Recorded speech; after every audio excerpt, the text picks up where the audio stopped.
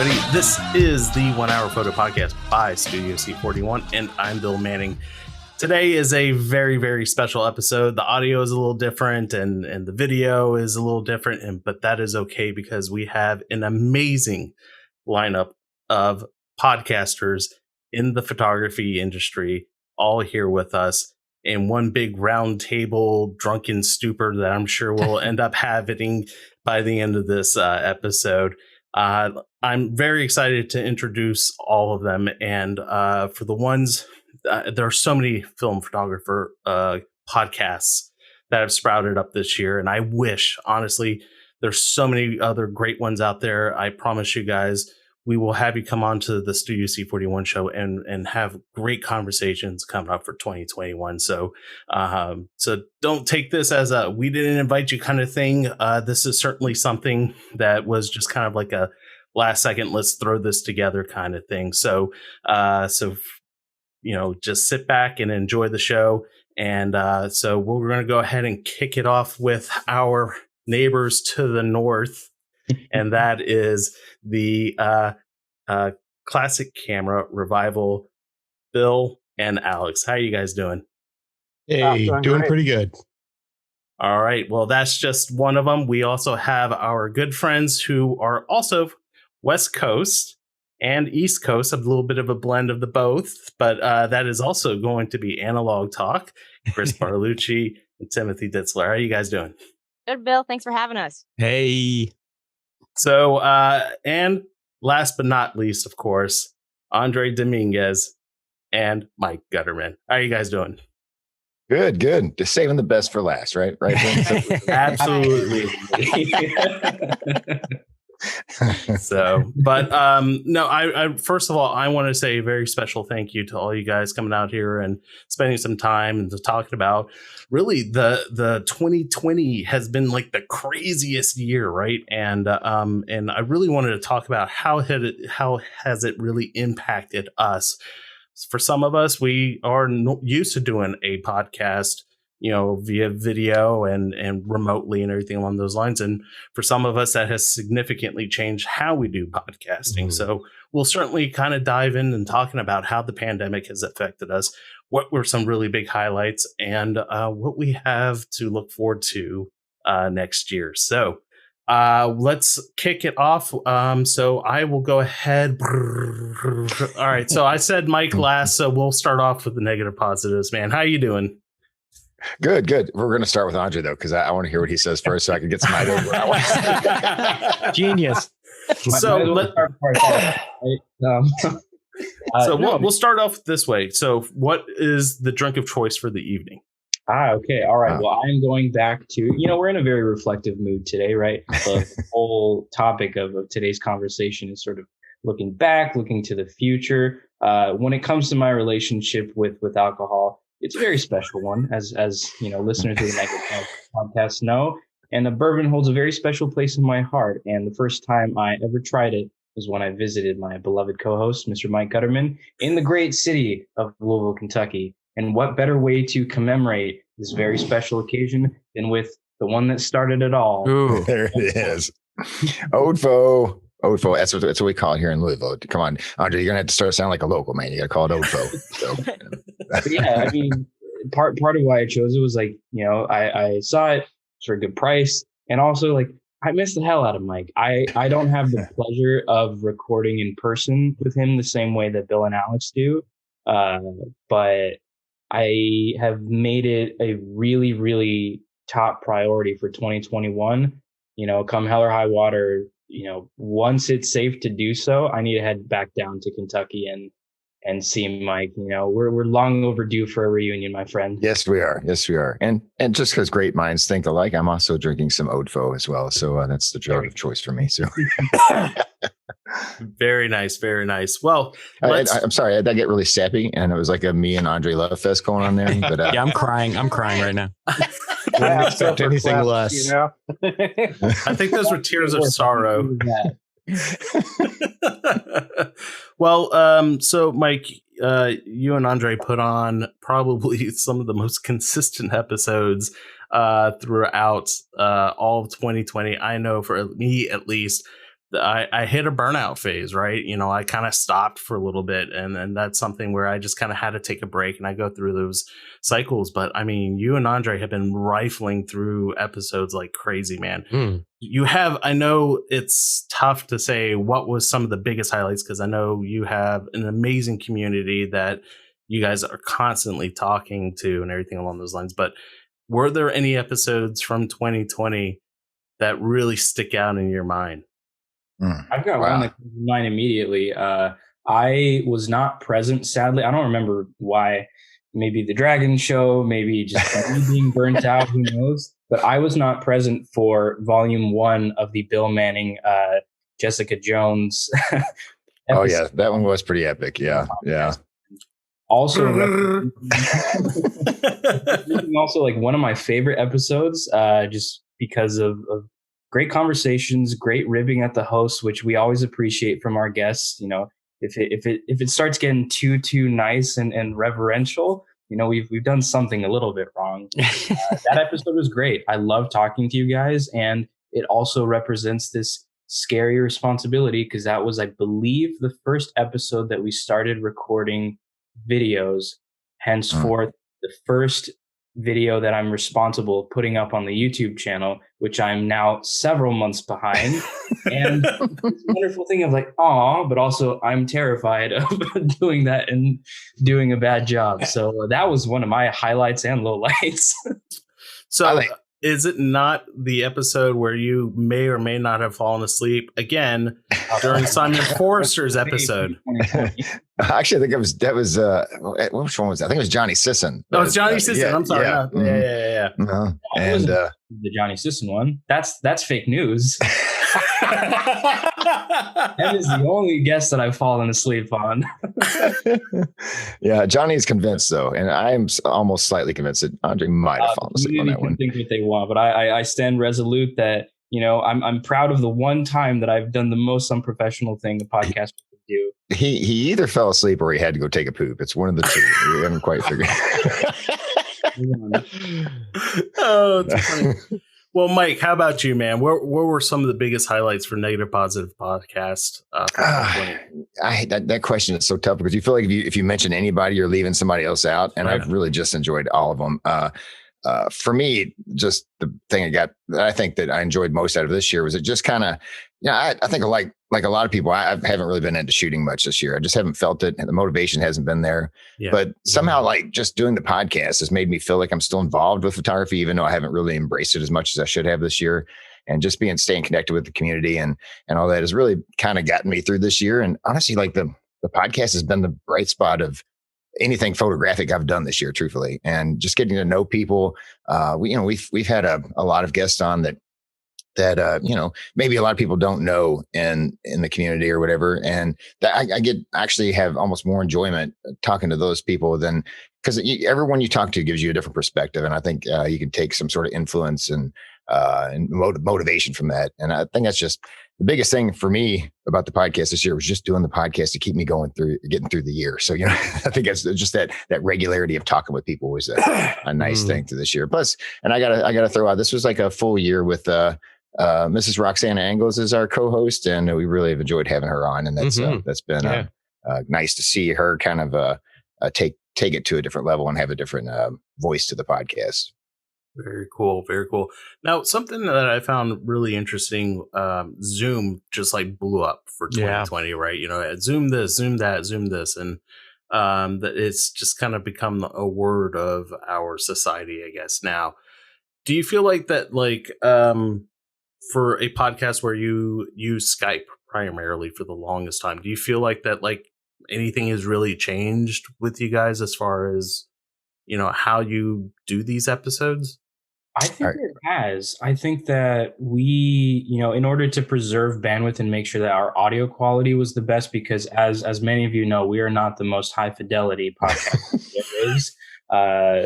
Those who are seeing my setup here, you don't see a microphone on a stand like Chris has or Timothy, and all Bill's stuff is in the background. He likes to make it a kind of seamless looking experience. Bill's got like bokeh going on back there. I know, dude. It's beautiful.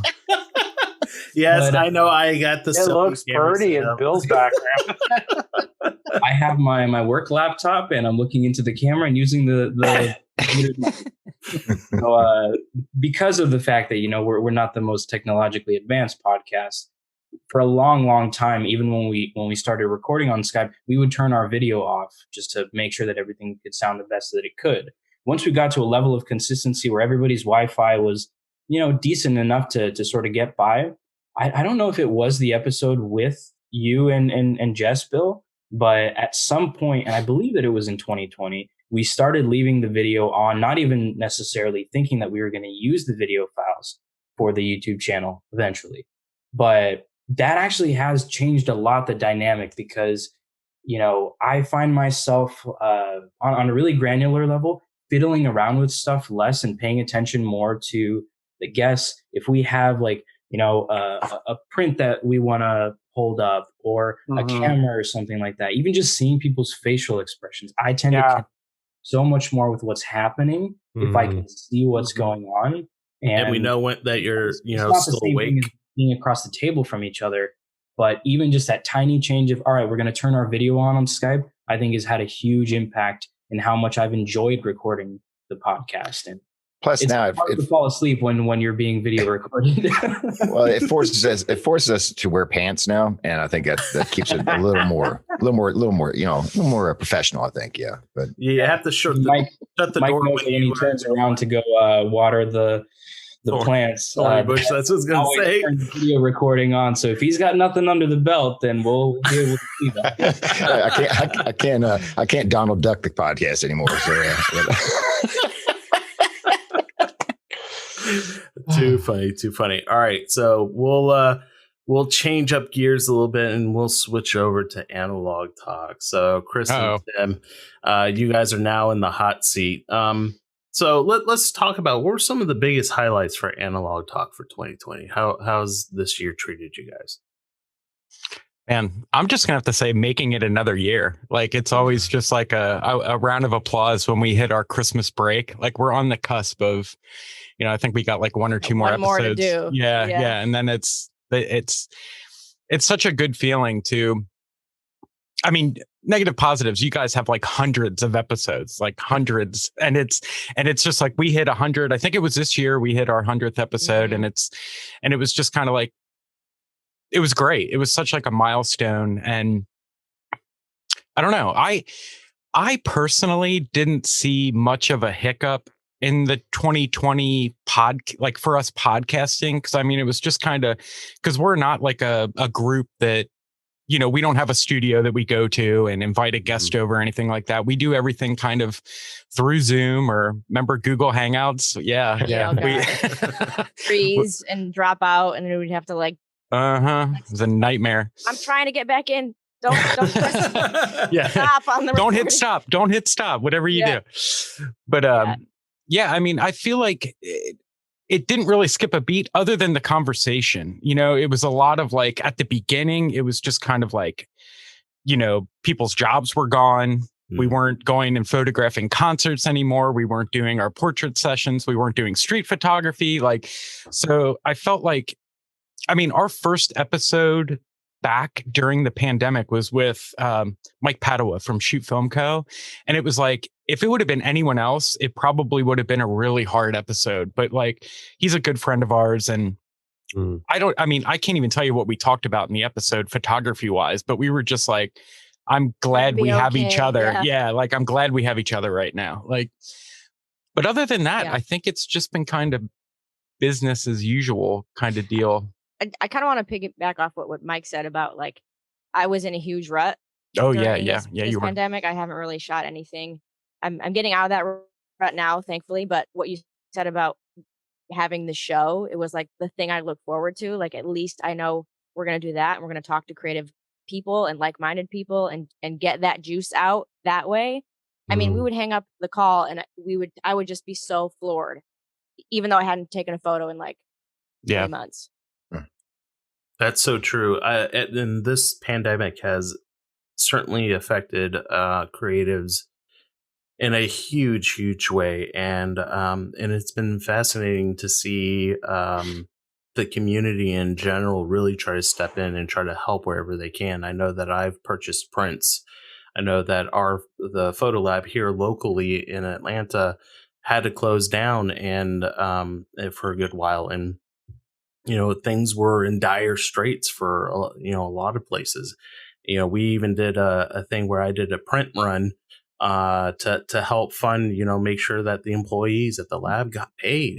That was a really important thing. So for creatives, it has definitely been a very challenging year, and I agree. I feel like that our channels became almost like a place for creators to be able to talk about their work and encourage people to, hey, if you really like their work, buy print, and so it's been very fascinating to see that has changed. I've seen the Brooklyn Photographic Collective, I think it was, or the Artist Collective was a very big thing that Lomography was a part of.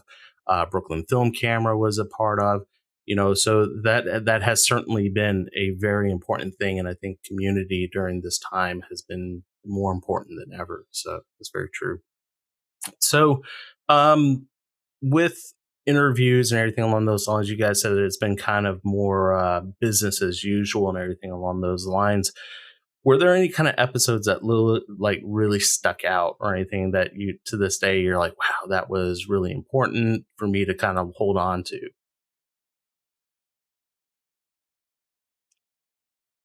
I didn't want to talk over you, so I was waiting. I'll do a better job at emceeing that. So, Chris, I'll let you go first. So we had Maddie B on our show, and she does a really awesome personal project where she photographs women who are going through postpartum depression.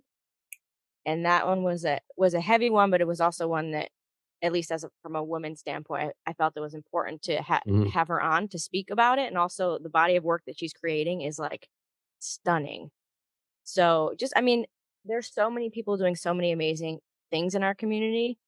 So highlighting something that would normally be kind of a taboo topic, but she turned it around into this really like art form, like artwork.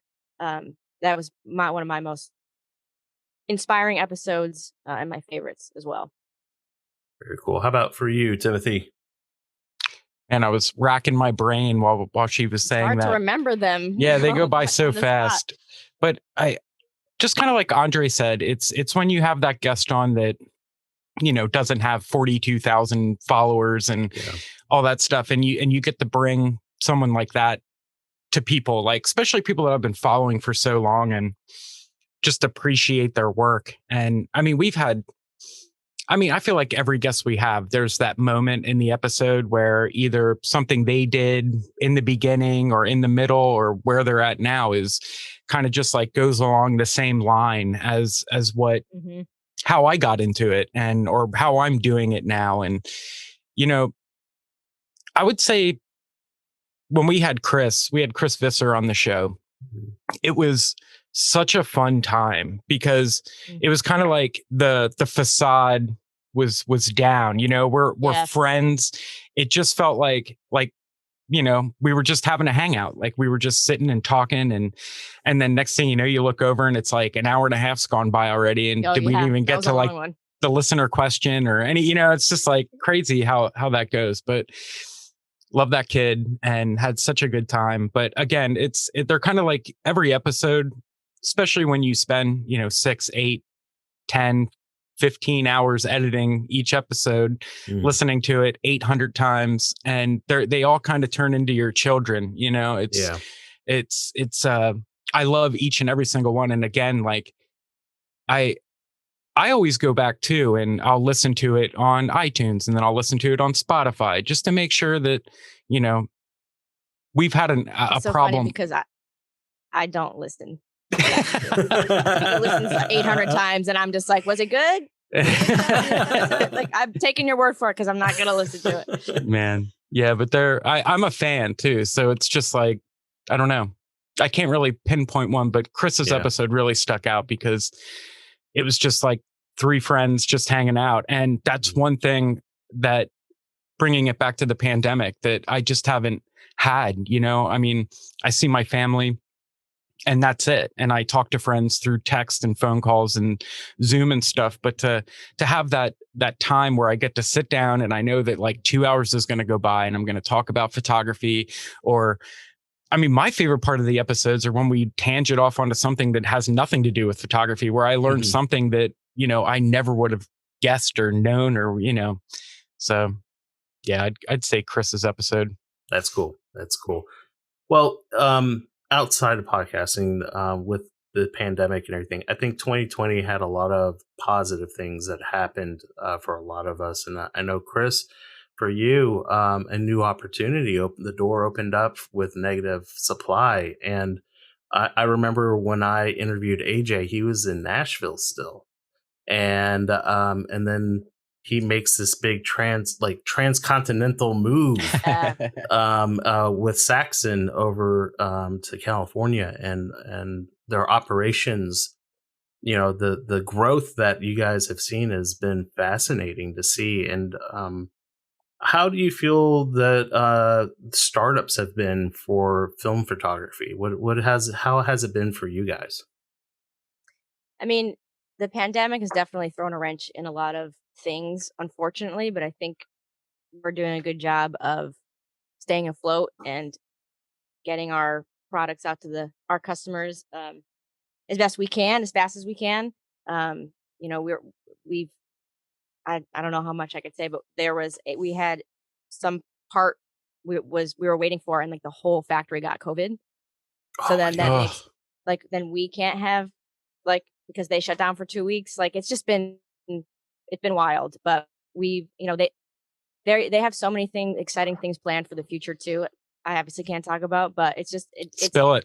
it's just an exciting place to work, to be around like-minded people. It's like, that is a dream in and of itself. And those guys, I really believe in what they're doing for the community. They're making products to make scanning negatives a thing for the future. All those old technology is probably not going to last us much longer. So it's exciting to know that there's a future for it.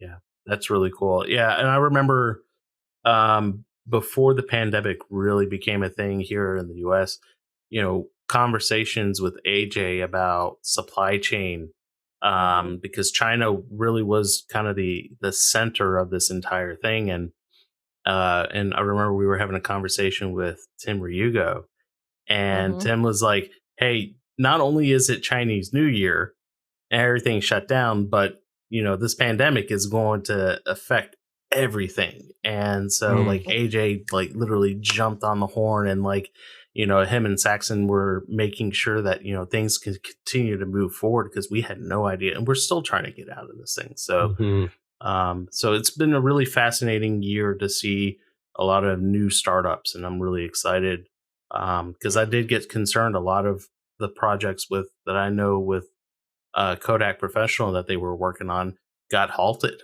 right? And I think a lot of hopes and dreams for film photography in general were just like, we got to pump the brakes and wait for when we can get out of these things. And so it's a little disappointing, but I think it's going to come full force come next year. So we'll change up gears a little bit, and let's turn to our neighbors to the north. So Bill and Alex, guys, how have you been? How has Canada been in this whole thing? Because we've been talking mostly about what's been happening in the U.S., but how are things going up there for you guys? Interesting times. Yeah. As someone who loves history and loves to study history, living through it isn't as exciting as reading and writing about it. Yeah, I'm a history grad in my college for my college degree, and it's like, yeah, it's nice writing essays about it, but actually being in it, not so much fun. Yeah, not so much fun.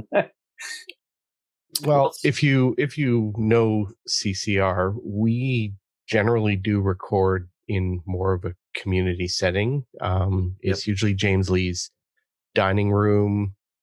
There's not enough room to socially distance there. Thankfully, we were able to get a whole pile of episodes recorded before everything kind of shut down. And then we really had to shift because we didn't really do much in the way of interviews, and any guest we had would come to one of our recording sessions, appear on several episodes in a row. We had Matt Betchberg on earlier in the year, and then later in the year we had Brian Caparici on several episodes at the end of season 5. Yep. So especially when he discovered his darkroom printing. Yes. That was a fun episode, and his cherry got popped. The look on his face when the print just sort of just appeared in the developer, it was just like, I get it now. I get it. I understand. So suddenly having to shift to a remote setting was difficult and a bit jarring, especially for me, who usually handles a lot of the planning and the scheduling, etc. And it was honestly everyone on the CCR primary host team really stepped up. We did 4 episodes where each of us took on a different guest to really do an interview for 4 months, thinking that, okay, great, we'll get through this and then we can get back into a regular set. Well, that didn't happen. And thankfully we had a whole bunch more. We did manage to get in to do some recording in person. September? Was it September, Bill? End of August? I'd say August, September. We managed to get a church hall and lots of wires. Yeah. And well, it helps. Little tables at opposite ends of the space. When you could tell the difference because it sounded better than the Zoom episode recorded. Yeah. But that said, sitting down and interviewing people, and that was the fun part because I think that was one of the highlights of the year. I think did we do the Hasselblad episode this year or last year? No, we did Leica this year. And we did Leica this year. So Marwin from Silver Grains Classic. That was one of the biggies that, getting them on the episode. We rewind late last year, we did something on Hasselblad and we talked about Silver Grains Classics, the magazine. So then we invited Marwin back to talk about Leica because he's a big Leica head, especially the art system, which I've played with it. I regret not buying one when my brother had it. And dude, the prices are insane now. Come on. I know. Oh, no, come on. The R system is the working man's Leica. I should say Leica. And so there you go. It's my Leica Flex. There we go. Oh, sweet. Nice. A black one. Is that an SL2? Yeah. Oh, those you gotta fantastic. do this when you do flex, the Leica Flex. Yeah, do push-ups, man. So getting Marwin on is great. Also, connecting with and getting Jess Hobbs. And Jess, for those, love Jess. Those in the Studio C41 audience don't know who Jess Hobbs is. She has a very an active YouTube channel. She's based out of Montreal, Quebec, Canada, or now more like the Eastern Townships, Quebec, Canada. And this is part of the show where we lose Bill. So just to continue where Bill left off, her and her fiance live on a farm in the Eastern Townships east of Montreal, and she's just an absolute fantastic photographer. She has a lot of energy, and I know that the folks from Analog Talk recently had her on. Fantastic episodes, by the way. Fantastic episode. She just brings just this new energy for real to film photography, and I'll probably talk about it later about her inspiring me to put myself out a little bit more just beyond my writing with photography. Very cool. Well, I know, Alex, you've been doing some dabbling with a little bit of YouTube as well. So how has that been going for you, man? It's different, especially when when you're a one-man team. Mm-hmm. And it's like set up the camera, walk on frame, walk off frame, move, and then cutting it all together. Especially in public in front of other people going, what the hell is this guy doing? Right. It's a very strange feeling. Yeah. The best part is getting out early enough in the morning to avoid large enough crowds to do that. And just getting used to it, and hopefully next year I'll have a better camera to record on that I'm not tied to using just Sony accessories on. So I'm hoping to update to a Nikon D750. Nice. And I can actually use a wireless mic with it a Rode. Oh, nice. So I used to have a lot of trouble editing videos. I remember I did a wedding video for someone once years ago, and it took me a good month to actually put it all together. And all of a sudden I'm filming, and then I'm knocking out a video in a couple of days. I'm like, oh, okay. And the editing process does get a little bit easier. I know exactly what you mean, because there have been a couple episodes, I know at least for me, like the Aerochrome episode that I did way back. Dude, love that episode still. Thank you. It was kind of funny because like I did that. I filmed everything 2 years ago, and then I tried editing it, and I was just crushed because I just was so overwhelmed with it, and I just completely abandoned it. And then when the pandemic happened, I kind of just like, let me look at what I have, because I have a lot of footage, and I know a lot of people are asking me about the Kodak trip one. Yes. And there is just so much footage there that it was so difficult to put it together to make it a story, right? So that's one of the biggest things that I really wanted to make sure that I'm telling a story rather than just like a whole bunch of clips of me walking around through Rochester. Like, it has to make sense. So, I got an editor where, we got the story in place and everything along those lines. So I'm like right on the edge of getting ready to publish that. But anyway, so editing is, can be soul crushing at times. The one thing I found that really helps is when you hit across just the right background music and you go, yes, right there. Yeah. And Mike has provided some amazing background music that I've used. I've found a whole bunch on the YouTube audio library and a couple other ones I've bought on Spotify that I just sort of keep in a Winamp playlist. Yes, I still use Winamp. I was just going to say. It's nice. Winamp. Love it. Wow. Winamp. That's something I haven't heard in over 10 years. Wow. They still do developing for that? No, they don't. I think I have like the last stable release of it, and I keep an install file on a couple extra hard drives on my Dropbox and on my my work OneDrive. Just it works. I thought I was the only one. Apparently, you're not, Tim. A very old friend of mine introduced me to Winamp when it was first released, and I'd known this guy since kindergarten, and went all the way up through middle and high school with him, and he was the one who introduced me to Winamp. So amazing. It's obvious that Andre has no idea what we're talking about, right? It just sailed over Andre's head and hit the whiteboard in the background. So I want you to bring back your YouTube channel.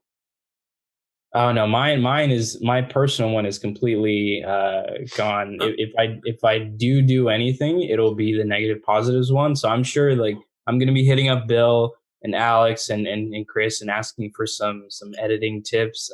I already have a great library of music, thanks to Mr. Gutterman to put in the background self promotion for our beloved co-host.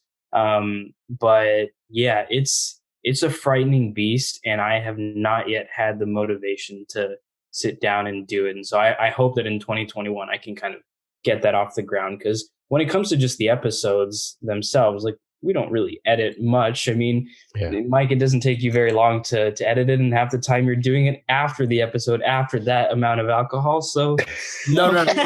It's a very laborious process for Mike. Don't belittle the amount of work that he puts into it. I would say it would go a little quicker if I wasn't quite so inebriated when I'm trying to edit. and it is the one reason why I do listen to the show again the next day to make sure I didn't miss something. It's when we do CCR episodes, we went back in the before times. We're sitting around James Lee's dining room table. We've all brought beer. It's been lovingly catered by James with this lovely charcuterie board full of cheeses and cured meats.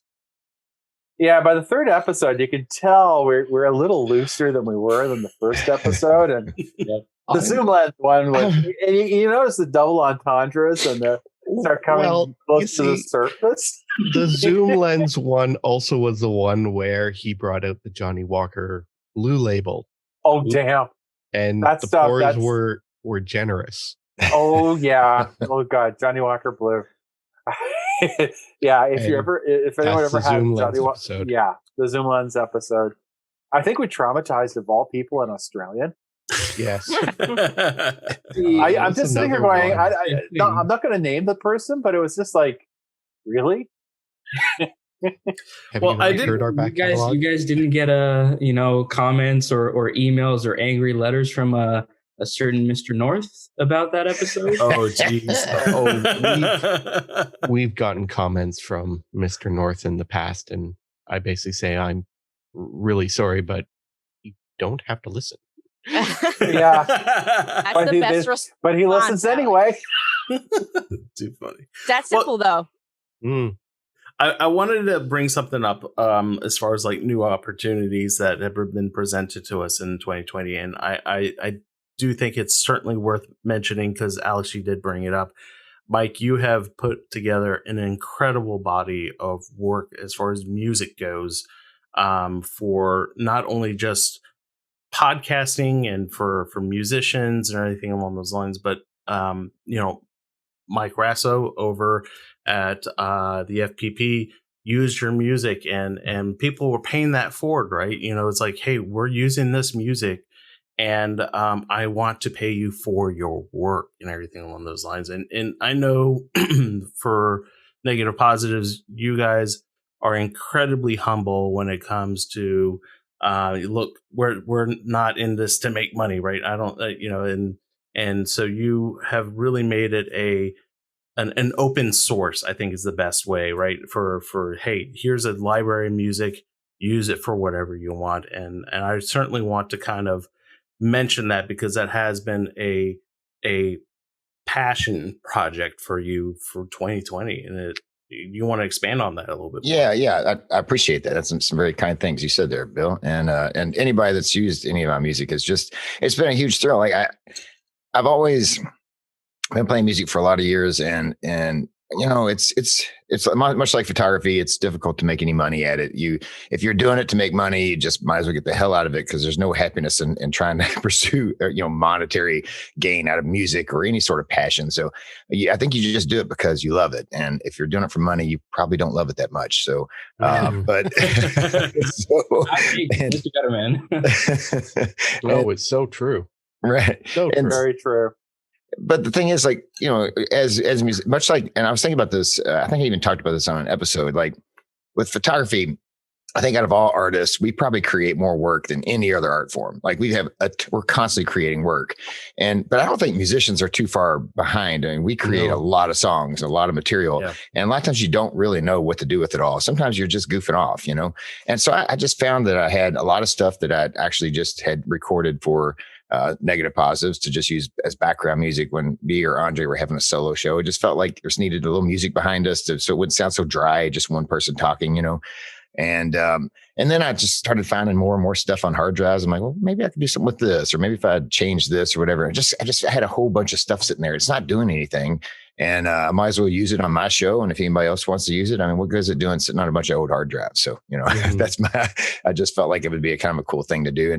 And honestly, now this music is getting some life on other people's productions. And everybody's just done such a great job and used the music so effectively with the great job they already did. And it's just been a huge thrill. Like it's way better than it just languishing on a hard drive. I've just got a huge thrill at seeing it help people be creative in whatever productions they're doing. It's an honor, honestly. Yeah, I think music plays an incredibly important role when it comes to telling a story, right? It can help push an emotion or help somebody focus in on an important topic or something that's happened in a conversation.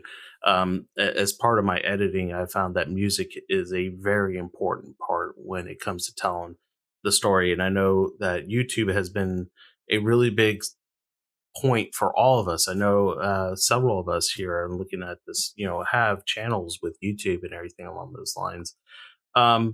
and we'll close with this segment with like a little bit of the YouTube. So for those of us that are on YouTube, have you kind of given that a little bit more attention? So Chris, I'll start with you because I know you did some really cool stuff with Lomography this year.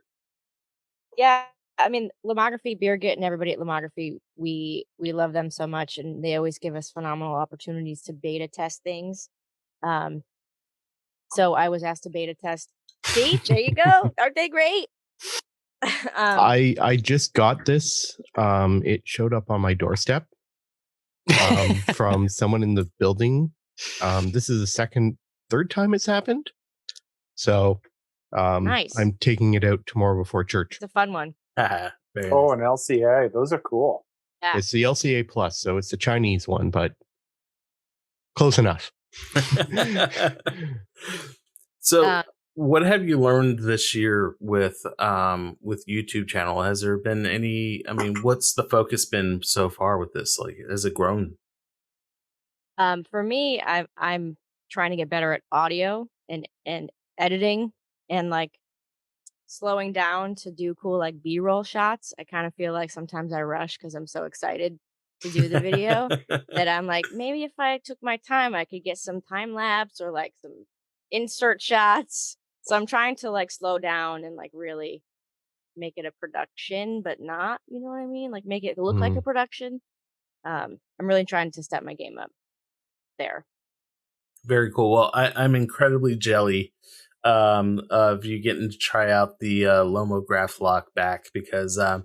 I excitedly got an email from Birgit as well saying, hey, do you want to try this out? You got time. So fingers crossed that it makes it in. So I'm really excited. You're going to have a blast. It's fun. Is it really awesome? Yeah, it's really cool. I very much enjoyed the video. I think YouTube has played such an important role in teaching things because there's, we talk about it in the podcast episodes and, there's a limited set as far as being able to talk about things, but to actually physically see things in action as far as, Alex, with you, showing, I think it was the Mamiya 645 video that you did that, you really did a great job breaking down this camera and how to actually like, operate it. Because for the longest time before I got into, medium format, I was terrified. Like my first camera was an AFD2, right? Ooh. So I was like, oh my God, it was this coveted thing that I have in my hand. And I was terrified that I was going to break it because it was, it was an expensive camera. So the first thing I did was go to YouTube. And I think that is an important thing. So what have you been learning with creating this content and trying to educate people with these cameras? Just being able to, thankfully I work, my main job is with information technology, first line support. So a lot of my job is breaking things down, writing process procedures, training people, teaching people often in less than ideal situations when all you really have is you have a remote control of someone's desktop and your smartphone propped up next to you on your laptop, sitting on your couch at home. So you can actually see the person and talk with them over Microsoft Teams. Being able to make things clear to people through your words. And as I said in my first video, my primary medium for the longest time was a blog, and writing things is just so much easier because if you make a mistake, you can just delete it and go back. And that first video, I had so many takes of the intro and outro of just suddenly losing that train of thought. Yeah. And it's just really improved my ability to communicate through voice and by action, and making sure that the video is framed up correctly so that people can kind of see what I'm doing. And the developing episode and pulling that out and having most of my role completely and totally ruined and going like, well, do I put this out there? I'm like, yeah, I do. Because a lot of people, and I've done it in the past, romanticizes film photography. Yeah. And it's great. I love it. I love it as a medium. I love doing black and white developing. I love shooting these weird cameras and accepting the failures. And it's like, no, I have to show that, yeah, you can fail at this. I've been doing this regularly since 2012 and I still mess up. Yeah. My cameras still mess up. So just being able to put that out there and being confident in that, showing that, look, I did all my steps right, but there are things that I didn't know. And honestly, I still haven't taken this out and shot it yet because of that one roll. But I think I finally figured out where I went wrong in loading it up. So hopefully soon. Very cool. Very cool. One thing that I think is interesting about videos like the 645 video, anything that's very kind of instructional in nature, and I think a lot of it benefits from some of the thinking that you regularly employ in your job, Alex, is that these things can exist as a resource that will last for as long as YouTube is around. I mean, that kind of mindset is something that I really, really appreciate when it comes to certain YouTube creators. Like I think Nico from Nico's Photography Show is a great example. Yeah. David Hancock, I don't know if you guys are familiar with him. He does like 30-minute long, like multi-part, just video manuals. Yeah, you can go to butkus.org and download the PDF, or you can pour yourself a drink, have your camera in front of you that you don't particularly know how to use, and learn, in video form exactly how to use your camera start to finish, all the functions. And I'll definitely have to check that one out, because that's cool. One of the videos I have planned next year is an overview of the Olympus OM2. Yeah, well, that would be a good one. Yeah, videos, and again, I'm not a video content creator, but I am a consumer of video, and I've been darkroom printing since 2007. I still classify myself as pleasantly mediocre. I have, and it's a big shout out to Lena Besanova. Yes, definitely. Her video on split filter printing just sort of like had that light bulb in my brain going, oh, okay, this is cool. I can figure this out. And then it's like one of those, okay, bucket list. I would really love to have like a darkroom workshop with her over my shoulder telling me, yes, you're doing it right. No, you're doing it wrong. Do it this way. Because that's how with something like that, that's how I learned.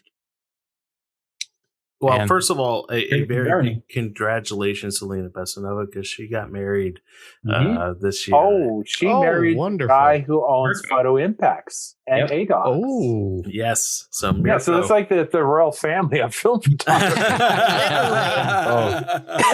I am putting in an order at Photo Impacts in January. I need to get some Silvermax developer and some of that lovely, lovely FX39 too again. Well, Alex, if you want to add some of that new ADOX Scala reversal, black and white reversal chemistry. Not this year, but I'm definitely going to be targeting the Scala developer for a review in 2022, along with the Cinestill ECN2 kit and your Creative E6 kit as well. Great.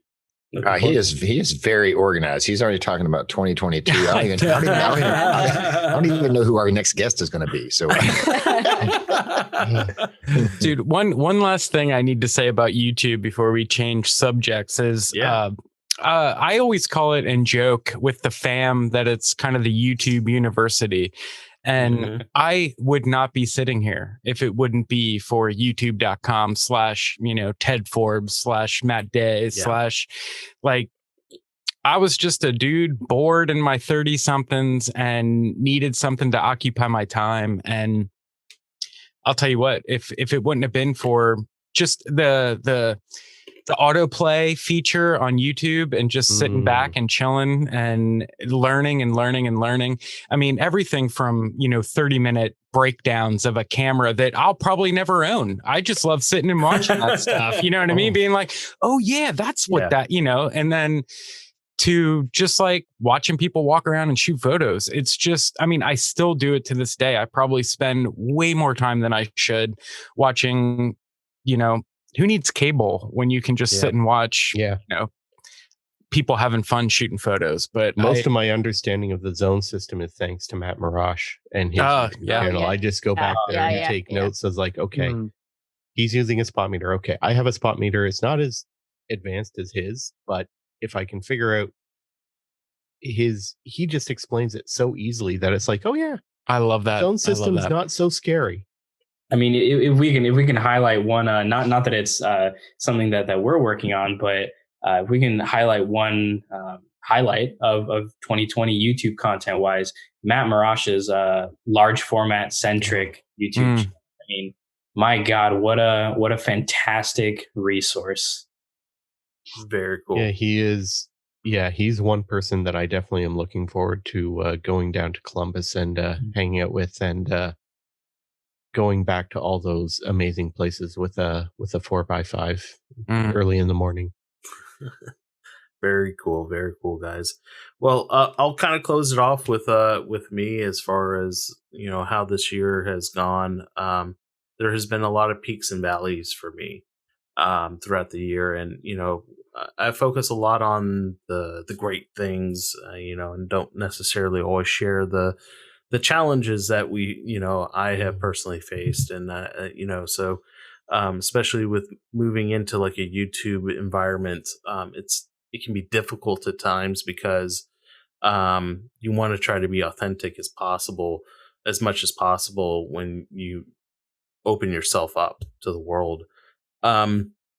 So we started off this year. I had a lot of plans of doing a lot of traveling and interviewing people, photographers in the industry in person. And one of those was going to be with Clyde Butcher. And Clyde Butcher is an amazing black and white photographer. He is considered the Ansel Adams of the Everglades in Florida. And I had this entire plan ready to go. We were going to go and tour his darkroom and everything, and then the pandemic happened. No.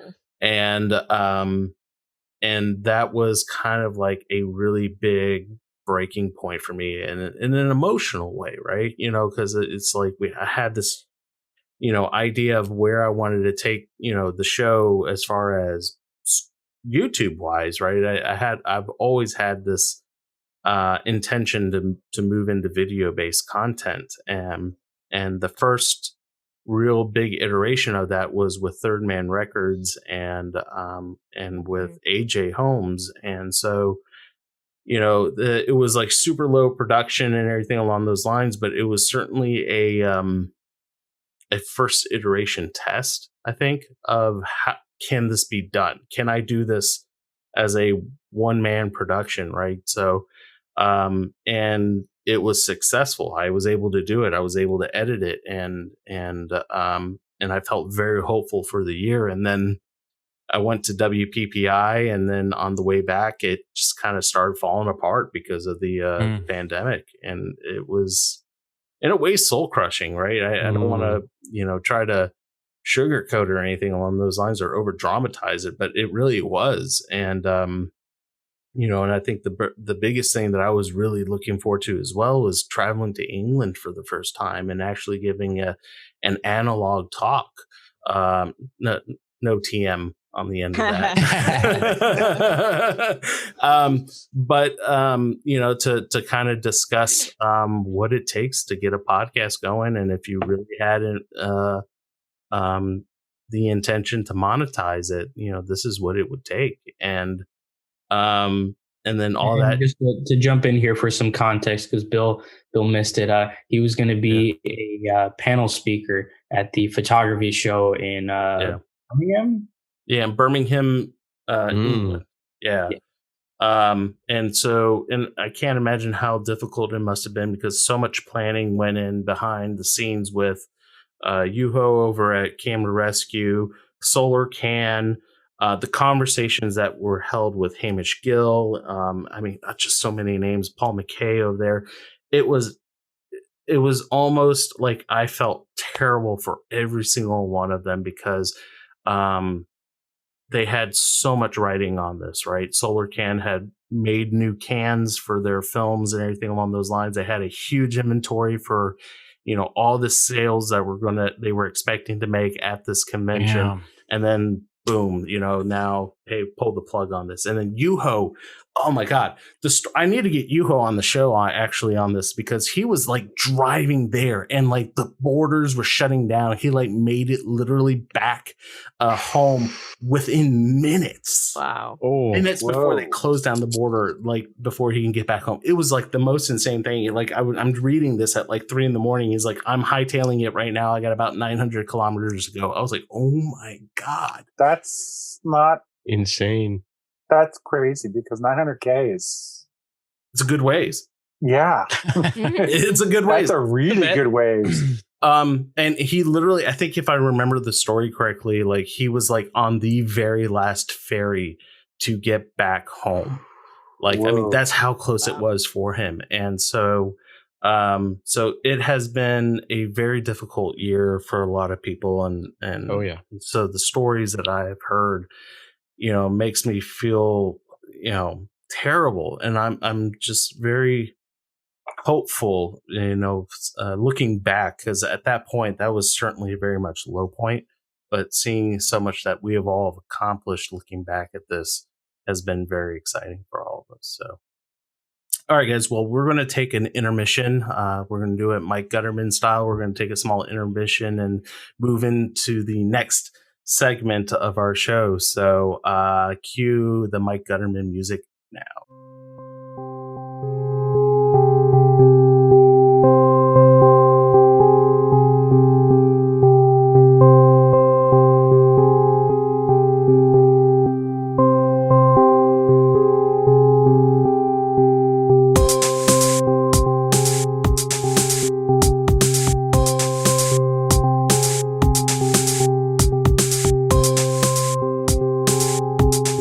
All right, folks, we are back from the break, and on the Studio C41, Cluster F episode. And so let's turn it on over to Mr. Bill Manning, and he's got some more questions for the fine folks of this roundtable discussion. Well, thank you for that, Mike. I couldn't do it. I could not transition that. That was so well done, man. No, so we had a very lengthy conversation that is very much influenced by alcohol. And so we're going to try to keep this together, guys. But we're going to move into our second segment here of the roundtable podcast episode. And we are just having way too much fun. So the topic of this second segment, as I really tried not to slur those words together. You did great. The rum is now starting to hit me really hard. So, but we are going to have this topic about what do we look forward to in 2021. So we're going to start this conversation off with CCR. So guys, what are you looking forward to in 2021? Well, we are looking forward to our 100th numbered episode coming up in March this year. And in leading up to it, we are actually going to be tapping the shoulders of a bunch of other film photography podcasts to come on the show and talk about their favorite camera. And we also want to hit up the community and send us in little tiny segments of the cameras that they like, why they like them, and really how they got them. So that's really our plan up until March. After that, who knows? We have a vaccine, so on its way. Yes. Yeah.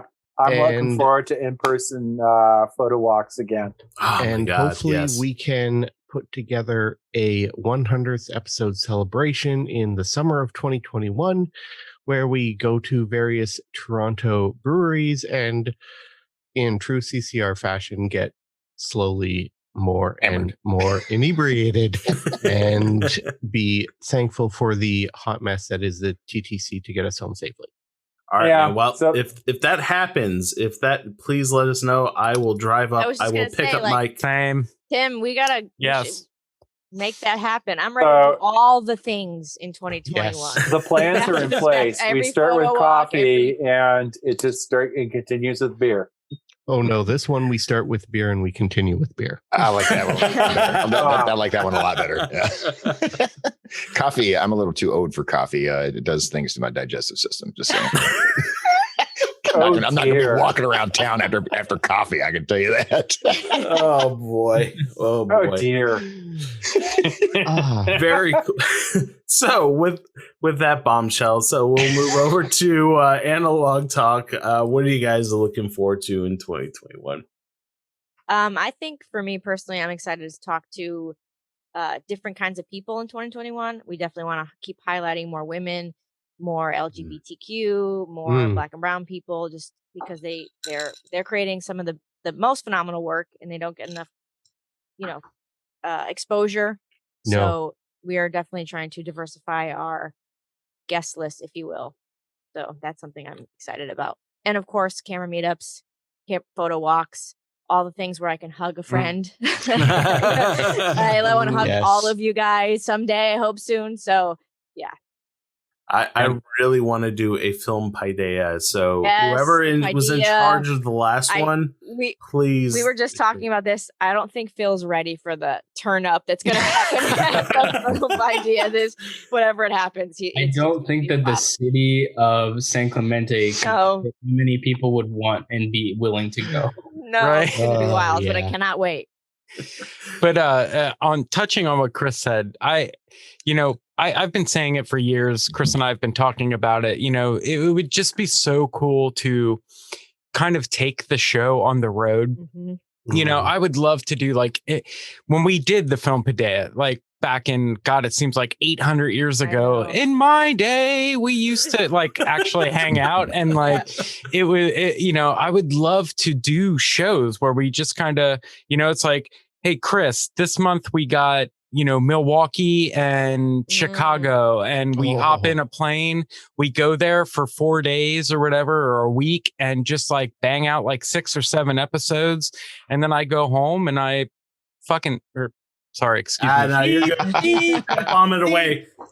We're already there, man. It's so funny. Analog Talk listeners must think that I'm the most PG person in the world. But then my mom's like, wow, you need to calm it down, Tim. And I'm like, okay. But, I just want to, I would love to take the show on the road and for us to meet people and for us to do things like the zine we've always been talking about of listeners and guest zines and just because it turns from 2020 to 2021 doesn't mean that all of our problems are solved. It's a real bummer that we've really been dealt the shittiest hand ever this past year. Yeah. And I think we're going to have to hang on. And I think it's actually going to get worse than it has been. And that really sucks. And I think we've made it this far. We have really made it this far. And as a community and as the damn planet, we've really adapted and adjusted to this whole thing. When it happens, when we can all hug and embrace and hang out, it is going to be one of those. Do you remember when I think it was episode? So how did the original Star Wars go? It was 4, 5, 6. When 6 happened, when they blew up the big ass Death Star that wasn't finished yet, and they're on the Ewok planet dancing and stuff. That's the kind of epic shit that's going to happen. But the real question is, which cheers to that, sir. It's gonna be insane, and I think we've all learned that we've been.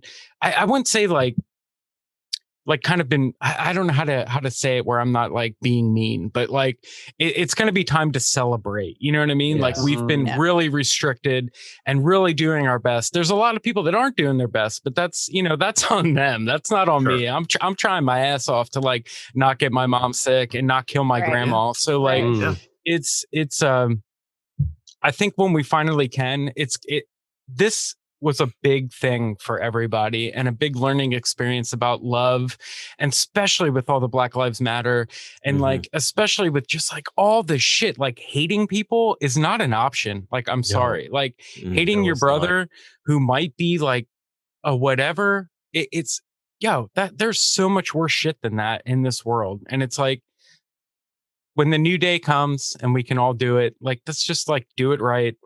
Let's love each other. And like, damn, I can't wait. I can't wait. I don't know about you guys, but I'm sitting here like counting the days, and it's going to be amazing. And like, I'm not taking this shit for granted. Like, I'm going to live. I don't know about you, but that's what I'm doing. Amen. Can I take this down a rabbit hole for a second here? Yeah. Go. Timothy said something and made me think, like, it's just getting a laser focus on like the film photography industry. Like, the way 2019 was going, everything was looking up, and like, Kodak was going to raise prices, but it was going to be like to invest in more products or whatever. Right, and like then 2020 hit, and it's just like, I wonder if this slows like the pace of like the way that the film industry was kind of expanding. I hope it didn't, but it happened at a really bad time for us as film photographers, like, because like things are really starting to look really up, and then this year happened, and hopefully that doesn't hurt the industry and the products, the people that make the products that we love. So I was kind of, I don't know if I've really heard anybody kind of talk about that, but hopefully when 2021 comes around and things get back to normal, it'll be just even more. After we have our Ewok party, I can hear the song in my head right now. Oh man! then maybe we'll be like consuming even more film, and like it'll just be like this explosion. I don't know, but like a Death Star explosion of film sales. Yes. Well, no, I think that you bring up a really interesting point, both Timothy and Mike. I think we have a lot that is on our mind as far as what we really want to do, right? And the film industry is one of those things that, Kodak is chomping at the bit as well, as far as getting past this whole thing, right? And I think we'll start seeing some really exciting emulsions starting to hit the market and everything that I think that we're certainly very much anticipated for 2020, and then they have to be pushed back. And I think we'll start seeing a lot of things full force that will be hitting the market, especially with small businesses, that startups. I mean, like even for you, Chris, with negative supply, when things start to open back up, I mean, I'm chomping at the bit at the new light meter that you guys can't wait. Cannot wait. And then the new automated scanning advice. I mean, I got my scanner back here, and I'm like chomping at the bit for some buttons that I can advance my film. So there's a lot of really exciting new products that are just waiting to happen. And I think, but at the same time, though, it's not like New Year's happens and then like, hey, a switch flips and then everything, magically just like went away, right? It's going to be a progression getting up to that point. So, I think January 20th is pretty pivotal, right? Yeah. There's definitely a light at the end of the tunnel. Yeah. That we need to just keep looking at because it's right. That being said, in terms of like product development, new product launches, I think people don't give 2020 enough credit. A bunch of shit came out this year. Yeah. Amen. Live products to Pixelator to new chemistry from Cinestill. Like 2020 was not a wash in terms of new products, and whereas we may not have seen the new emulsions and new formats coming out of film manufacturers like Kodak and Cinestill the way that we wanted to, what we have seen is a huge increase in the demand and growth of overall film sales of existing stocks, which is not something to be sneezed at. We can us enthusiasts in the community are always focusing, all right, well, what's the next thing? I can get access to Portra, I can get access to Hectar, but what's the new emulsion that's coming? And lose track of the fact that, overall film sales have grown tremendously. Well, here. From a personal standpoint, I've been shooting more chemistry, like in terms of developing tanks. Like I don't think that Patterson has produced more developing tanks than they have. Right. I stockpiled chemistry because Ilford shut down back in the spring. Yeah. And they shut everything down. So I just sat there going, okay, I'm buying stop and fix. I'm good for developer because I got like a full bottle HC110 and probably the equivalent of 8 gallons worth of D76. So it's like, yeah, I'm good to go. Like, it's all powdered form. I'm good. I'm like a prepper in some weird way. And it's like a film prepper. Yeah, I'm a film prepper. So it's like, okay, I'm kind of set to get through the, like, even now I stockpiled HP5 like mad in 35 millimeter. And it was just like, yeah, this will get me through the winter. I got a couple bulk rolls of Ultrafine Extreme 400. That stuff you cannot find anywhere. Love or money on this continent. It's like, they're just out of stock. And I guess Harman is just so behind the 8 ball with their core products with Kentmere and Ilford. They can't make for Ultrafine. Yeah. Well, you bring up a very good point. As far as I think during this time, especially when we had lockdown, people were picking up new skills, wanting to learn a new language, wanting to learn how to play an instrument, changing up the format as far as the medium of photography that they're shooting on. I know for a fact that a lot of photographers picked up film photography because maybe they were stuck back at their parents' home. So they raided the closet and found this really old, AE1 sitting in the bottom, and they threw a roll of film in, and then now they're hooked, right? I've heard that story so many times throughout this entire year. And more and more people are coming to the labs, especially down at Dunwoody Photo, with more and more film. I think there's certainly a conversation to be had about people are just shooting more film. And so they would have one customer, this was a conversation that I had with them, where they would have customers, I guess, let's rewind it back like 6 or 7 years, where people would bring in maybe 1 or 2 rolls. We have people now that are bringing in like 4 or 5, maybe 6 rolls of film. So it's like one customer is bringing in significantly more rolls of film per customer, right? I guess it's, so the consumption of film is significantly higher than what it had used to been like. Plus all the young people I see, I mean, I go to the flea market down in Melrose every Andre, you go there and there's like 20-year-old kids with film. There's so many film cameras, people walking around, and it just warms my heart, because it's like, this is not going to go away, because it's like, not only have people gotten back into it, but people are like, that's their first time getting into the film photography, and they're like, 20 years old, and it's maybe it's like a cool trend, but that's what's going to keep it alive, essentially. Yeah. Dude, I said it just the other day when we were recording, that every time I go to, I hate saying this, every time I go to Walmart, I see that like their Fujifilm section is just completely wiped out. Like it's wiped out every time. Yep. And like Walmart's carrying Polaroid film, like 600, I-type. They carry all the Fujifilm brands, and I said this earlier. I think I said it on the record. I don't remember. God, it's been, hours now, but like YouTubers, like I watch a lot of YouTube. I'm not a cable person. I mean, you can only watch so much Law and Order. You know what I mean? So like, I watch. Dun. Yeah, exactly. My wife and I don't have cable anymore.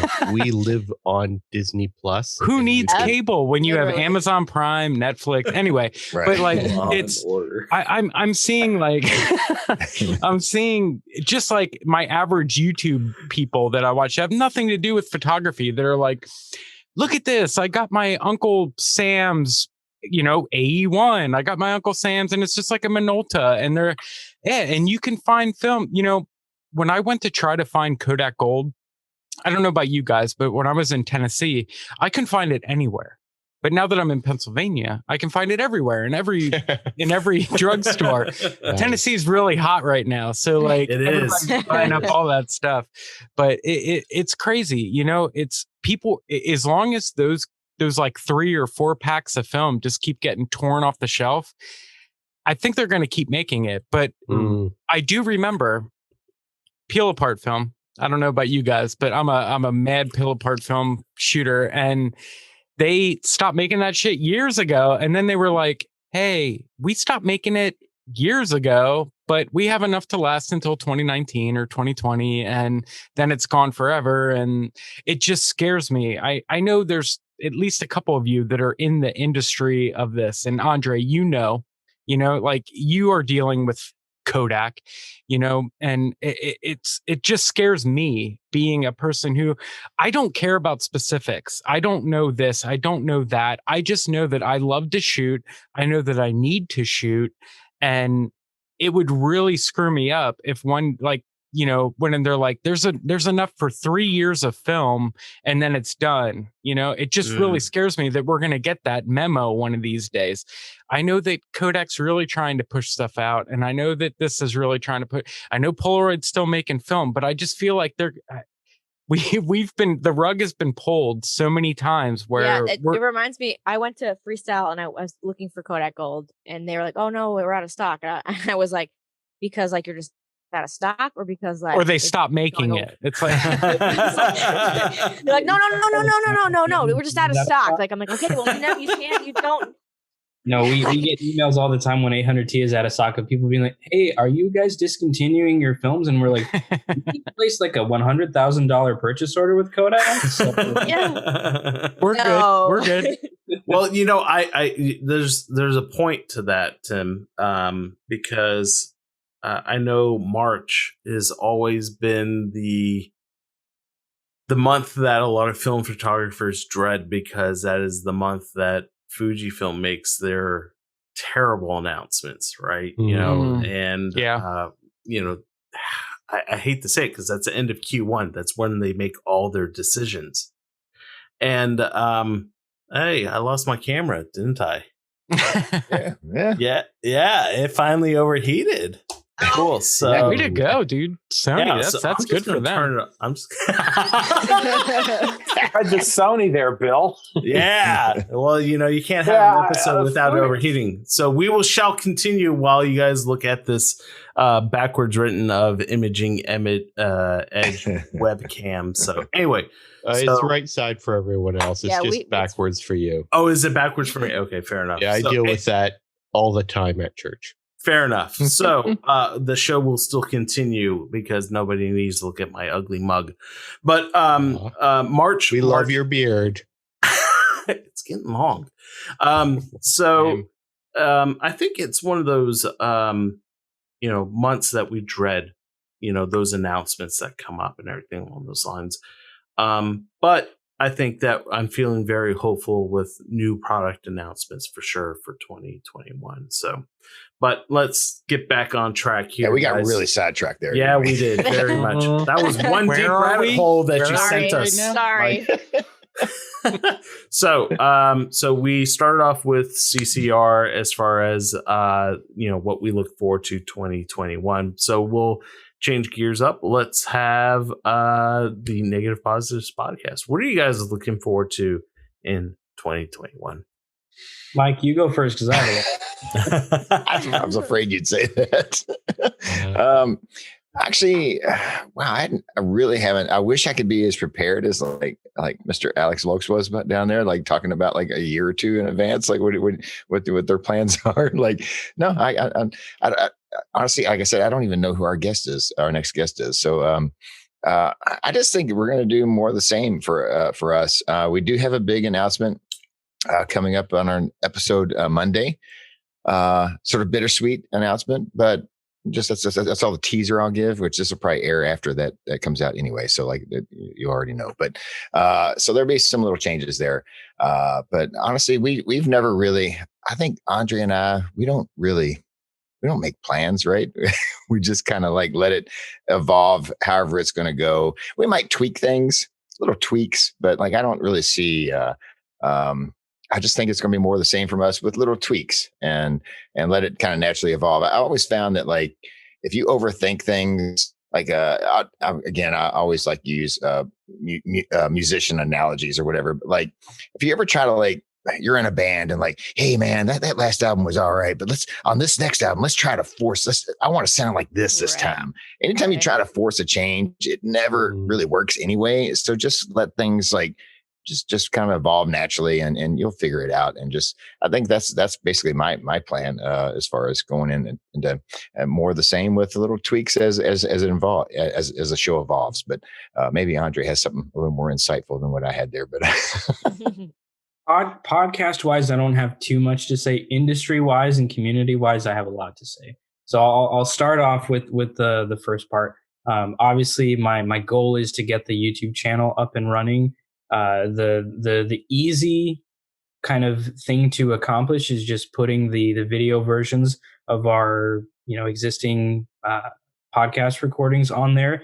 That's not going to take much more than just me plucking up the motivation to do it. But I would like to start creating some interesting content that is kind of tough to do in an audio form. As I've kind of dipped my toes into large format, I'm starting to craft these relationships with these small companies like Cameradactyl and Chroma, and so I'd like to create some kind of like video reviews of those cameras to, at the very, very least, thank those entrepreneurs for sending me products that they pour a lot of time and money into producing. And I want to make sure that I'm not just like, thanks for the free shit. But yeah, in terms of the podcast, I'm looking forward to taking a little bit more of an active role in the solo shows. I think that I've built them up to be this big, huge thing, which is unnecessary because the whole way that we operate with the podcast is very, very laid back. Mike's solo shows, I have a really, really fun time listening to them because they're not too dissimilar from like the late night 3 a.m. conversations I have with Mike, week anyway.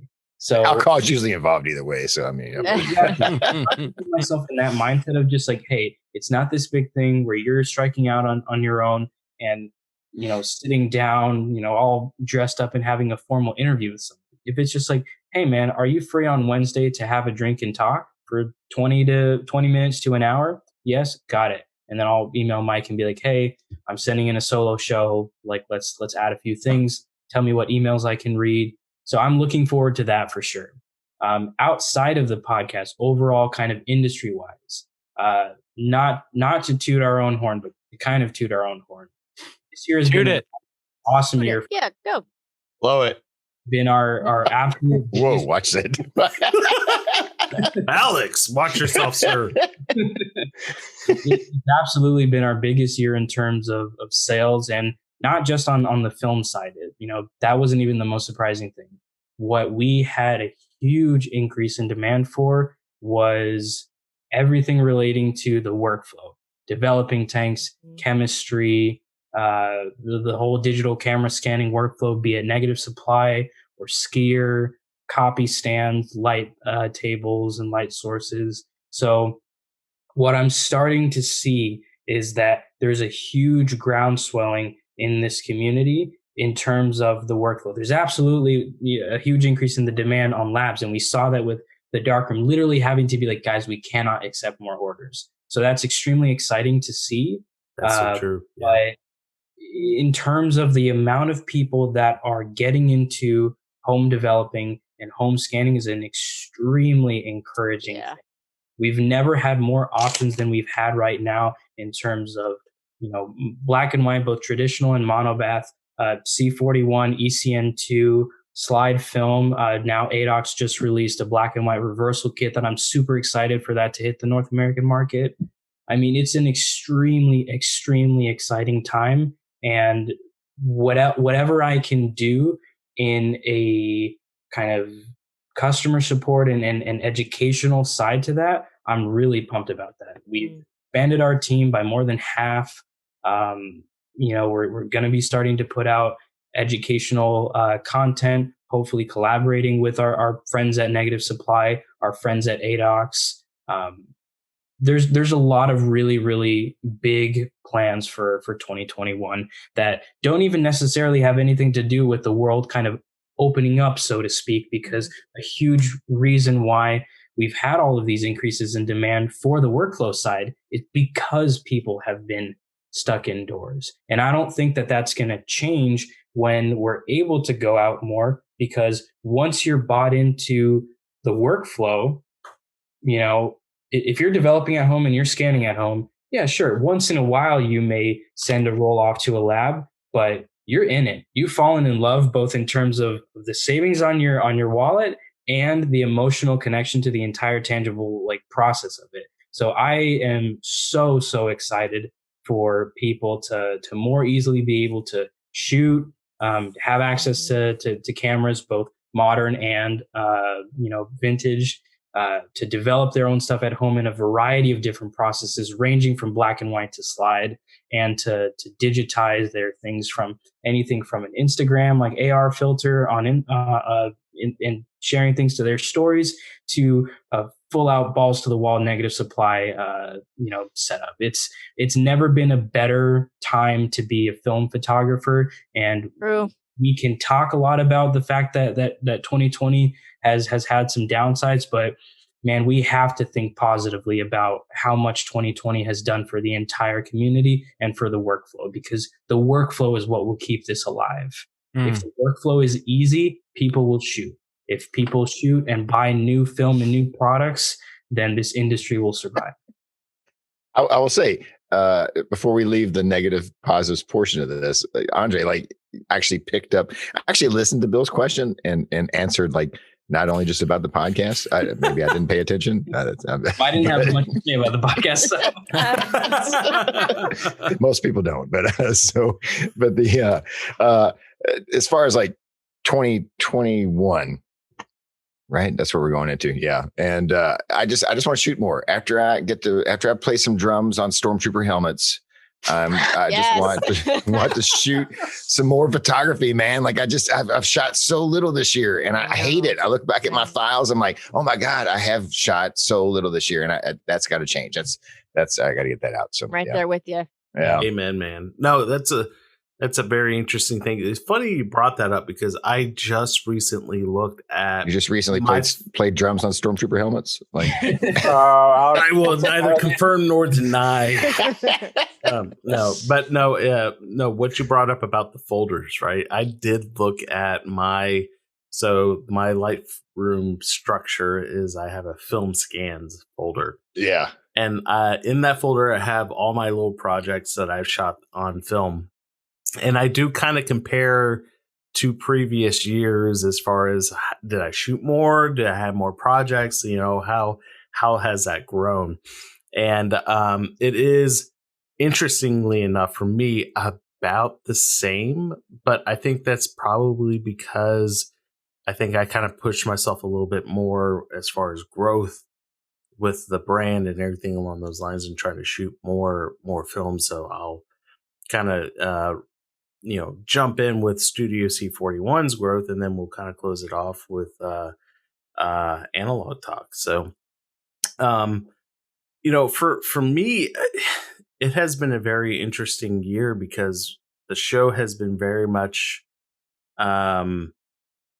in-person based, right? So Stephen Wallace and Jordana Dale, we had met at the lab every Thursday night, and then we would record the episode and then, publish by that Sunday and everything. And, we want to be able to respect social distancing as much as possible.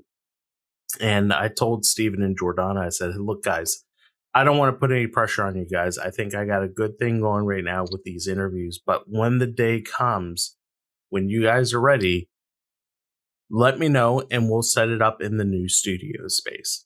So we have not approached that day yet, right? And Steven has a new kid, and I don't want to put that added pressure on him about, potential exposure to everybody else. Mm-hmm. So the show still, had morphed for us as far as how we did the one-on-one episodes, because originally it was an episode in person and then an episode as a one-on-one, and then it pretty much became solely one-on-ones from that point on. And I think something that I'm really looking forward to in the 2021, and I think very similarly with Analog Talk, is the travel aspect for me. Mm-hmm. I have this idea in my mind about I think the pilot episode really was going to be the Clyde Butcher episode, and really tell the story of a photographer in almost like a documentary short almost. And I really had my mindset on doing something like that, and that got kind of put on the back burner, and it's very possible that could happen at the end of this year for me, because my wife and I are doing some camping in the Everglades, and Clyde had actually invited us to go out and do a shoot with him. Like, I'm like freaking out about doing something like that. Cool.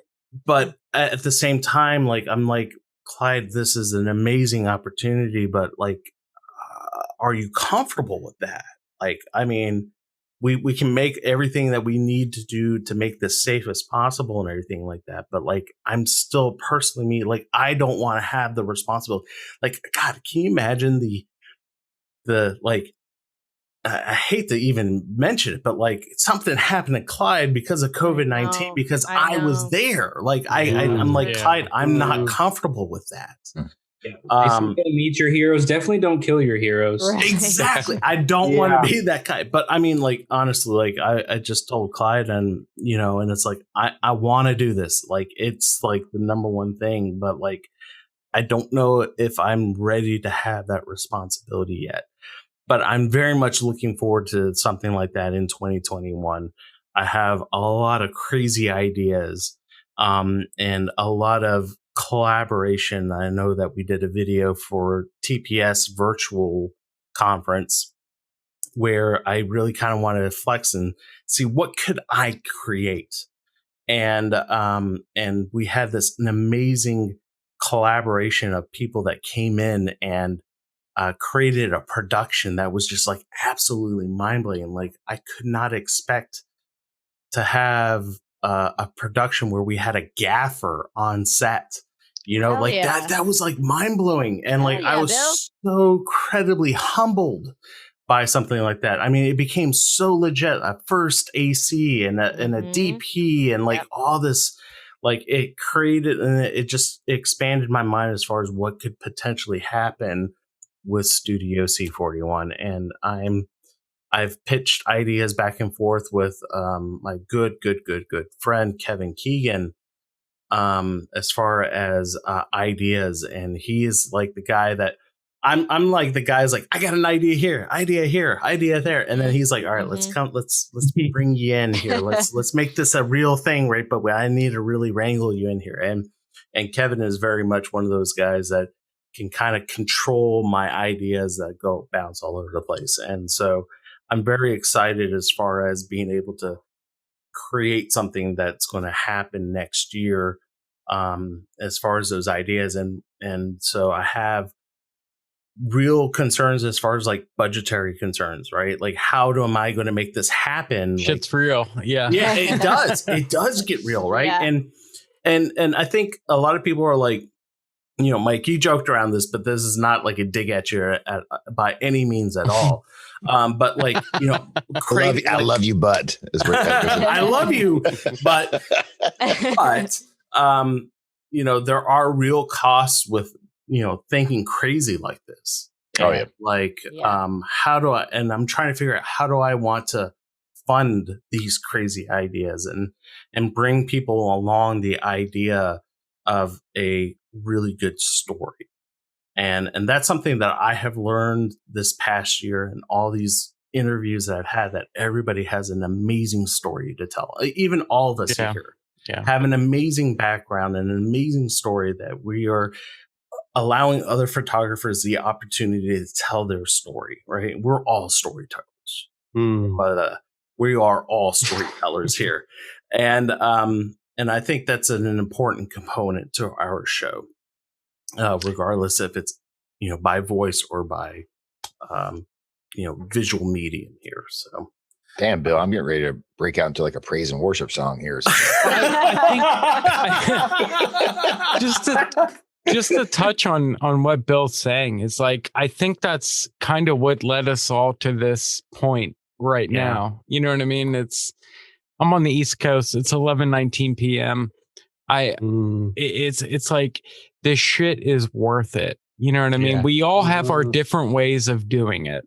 You know, Bill, you want to do this and do that, and I'm in that boat. I'm like, I want to go to India, and I want to capture this, and I want to talk to their top photographer, and I want to share that with the world, because that's what we do. You know what I mean? Like we are the people that, you know, we're not the best photographers. We're not the best this. We're not the best that. But like, we love this shit so much that we sacrifice all this time. And time literally is the most important thing in the world. You know what I mean? That's shit we don't get back. Like we don't get that back. And like I put, and you put, and Mike puts, and Andre puts, and Chris puts, we all put so much damn time into this stuff that we love it so much. And it's like, I think that's where 2020 has kind of revealed itself.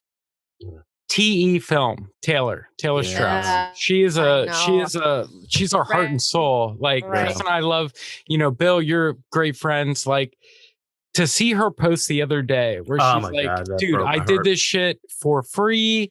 I did it for cheap. I did it for nothing. I did it because I love it, and I love you, and I love this, and I want to, you know, I want to help you. You help me. She made a post. She's like, I got a print sale. These are my hits of 2020.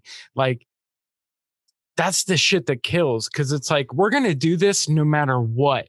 If there's one person, if there's a million people watching this, we are the people that are doing it for just the love. You know what I mean? Like you know, like Mike, you have FPP playing a song that you made. That's like fucking, that's like playing on the radio. Like I was in a band, true, dude. I used to play. I say I used to be a musician. I'm still a musician, but like I heard my song on the radio on Wink 104 FM. Nice. This is 90s. Like, heard my song on the radio once in my life, and I swear to God, nothing will ever replace that. I agree. Like FEP using Mike Rosso using one of my tunes for one of his it's like one of his first like Super 8 movies, right? And like that, I was just like, you made it. All you want to do when you do this stuff is make it. And like the thing that people don't realize is making it is like having somebody that you respect use your whatever. You know what I mean? I told Mike, he actually recorded an interview with me and the track man that was the star of that video, all right, or that film, and he actually cut this segment out, and I wish he hadn't, but at least I got to say it to him. I was like, Mike, like, you know, this blows me away, because when I was getting back into film photography, their podcast is what like really pushed me like big time into it. And I certainly wouldn't have a podcast if it wasn't for the FPP. Like that's what I grew out of the FPP also. Right.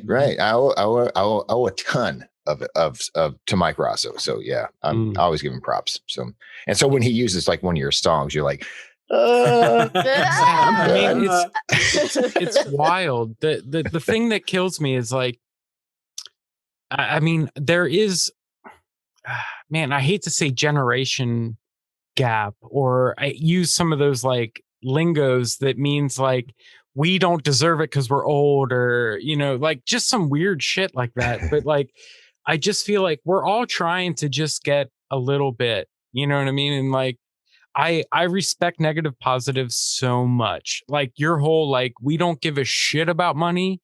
We'll send your shit out, whatever. We'll put a fucking 800 episodes out because that's what we do. You know what I mean? Like, I'm telling you, I sit here and like, I'm just like, dude, I listen to you guys every week. I'm a fan of all, like, I'm sitting in a group of people that I listen to and I respect and I love. And it's just like, I learned so much from every single one of you. And it's like, it's insane. And 2020 like is a bullshit ass year. And like, one thing, and like, I hate to be that guy that's like, let's use 2020 as a crutch, but like, no, it's like, we learned a lot this year. Let's take it to the next level. Like, and that's also support people that we believe in and that we use for things, and that we, like, it's insane. Like the amount of hours that all of us have put into this thing that we love so much. And like,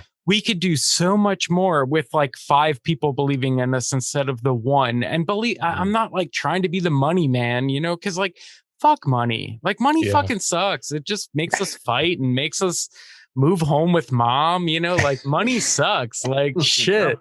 But like, it's just, I commented this somewhere else. I said, look, time is finite. Please take it away from me right now. Time is finite. I'm gonna start crying in a minute. Money is infinite. Money you can replace. Time you can't. No. Yeah. Exactly. But it's also, I think the community, like we sometimes get in our head about like, oh, well, I wish I was shooting this. Look, they're doing that. Like, how come I'm not there? But then we come back to like even this conversation, this hangout, like I feel so good because even just like remembering that there's people who love the same stuff as me, as corny as that is. That ain't corny shit. It just like really makes me like re-energized. So Bill, I want to say thank you for putting this together because this I hope your listeners can get something out of us being silly for however long. Part 2 is going to be rough. All I can say out of this, I mean, and join me if you know the words. I don't know. Amen. Amen. I'm there. Dude, I already killed one bottle. I need to move on to the next. Yeah, my glass has been empty for a while. So, no, Chris, that is incredibly kind of you to say that. Honestly, I opened up a chat window and I said, "Hey, let's do this," right? And all the credit goes to you guys, in all honesty, for coming out and having this amazing conversation. I'm just simply just a person that just really emceed this, and you guys have all brought an amazing conversation to this. So I'm gonna cut this real quick before I go and move into this. Did I cover everybody in this? Yes, you did. All right, thank you. Thank you. All right, thank you. I need at least another 20 minutes of yelling and screaming. You should get some water, I think. Get some water. I'm good. Okay. What I love is that, like, if we have Timothy on, I seem like the soberest person on the podcast. You are. This is like the second time I drank. Yeah, all you're year, the designated driver, man. Fair enough. So I wanted to make sure before I like start heading into the closing. So I just wanted to hear that. So, but no, in all honesty, guys, an incredible thank you. Analog Talk, Negative Positives Podcast, Classic Camera Revival. You guys, are absolutely amazing, and a huge shout out to all of the other, and a huge shout out to all of the other podcasts out there. Sherry Christensen. Wow, this alcohol has beaten me up, right? Sherry Christensen. Welcome to my world. Sherry Christensen. There's so many podcasts out there. I mean, I'm very excited for 2021, and so for those that were not on this podcast episode, I promised you guys that we will make sure that we support you in every way possible, and have you have an opportunity to come on to the show and talk about your podcast and your story. So awesome. All right, guys. Well, closing remarks. We'll give you guys each a quick, minute or so, and we'll let you guys close out. So I'll start off with Mike. Have you close out? Is this the social time? Is this what we're doing? Just a thank you for having me on, and any closing remarks or anything along those lines. Well, thank you, Bill, so much for having us, man. This has been a blast, and I love things like this that bring us together and kind of get a unified voice, because I feel like when we work together, like it just makes the community better. And I think promoting each other, getting anything we can do that to work together, like just it just works. Like there's been a lot of times we've had people on from other podcasts, and I've always said too, if you have any, trust me, you can do a better job than I'm doing at podcasting. So if you want to start a podcast, you have a big passion for film, by all means do it. The more voices out there, the better. If you don't like me, maybe you'll like Bill, or if you don't like me, maybe you'll like Alex. But there'll be somebody out there for you can definitely Chris. We all like Chris, right? There'll be somebody out there that you'll like that will keep you inspired in film. So the more voices, the better. So hey, the more yes, get more.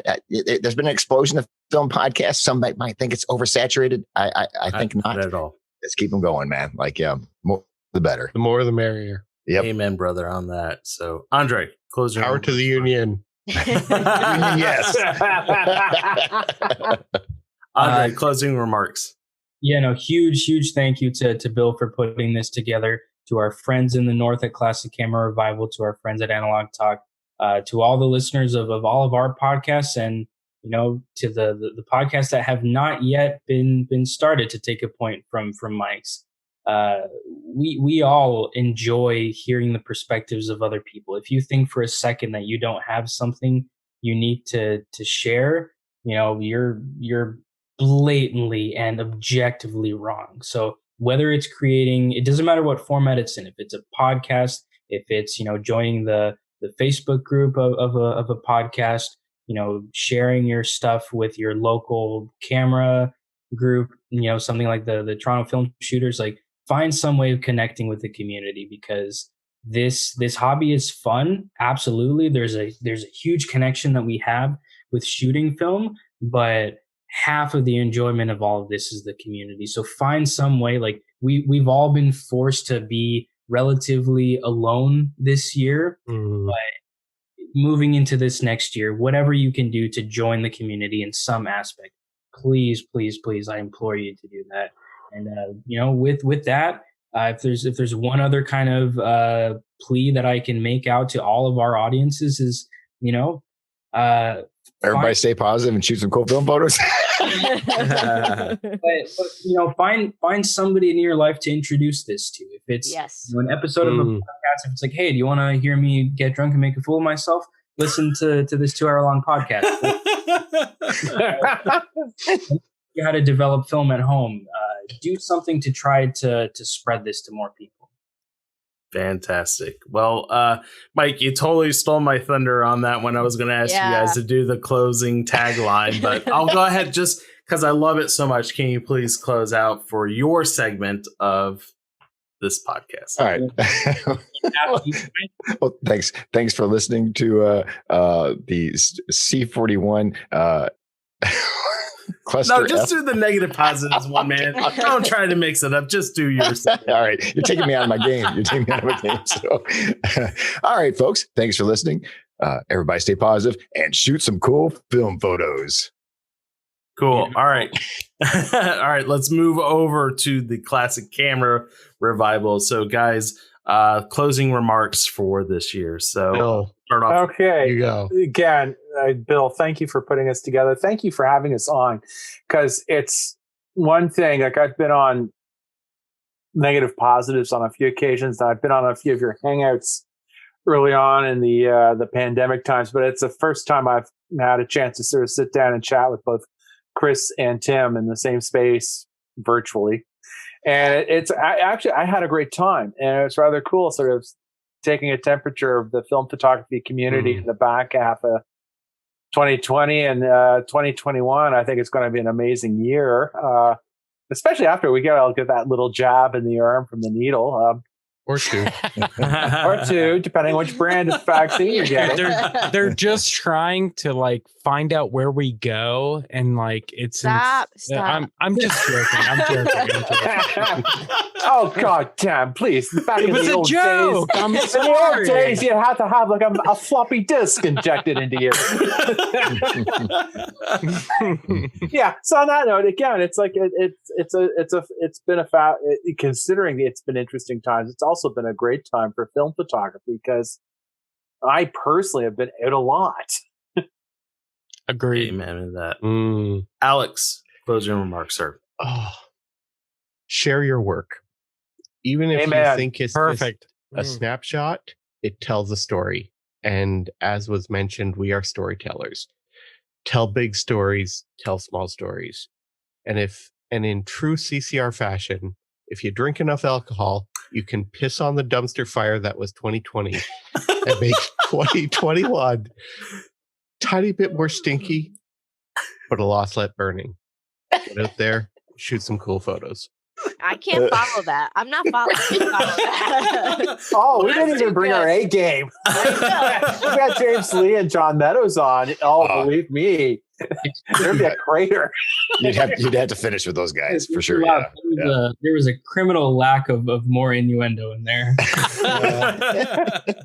Did my best. Only had half a bottle of scotch. Oh boy.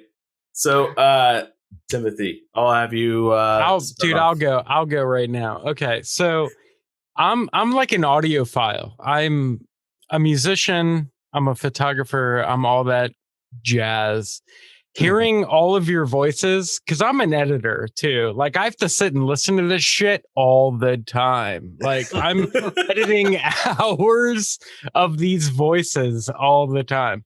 Like hearing you guys well, I mean, we're not in the flesh. I'm talking to a screen, a Dell screen in front of me right now.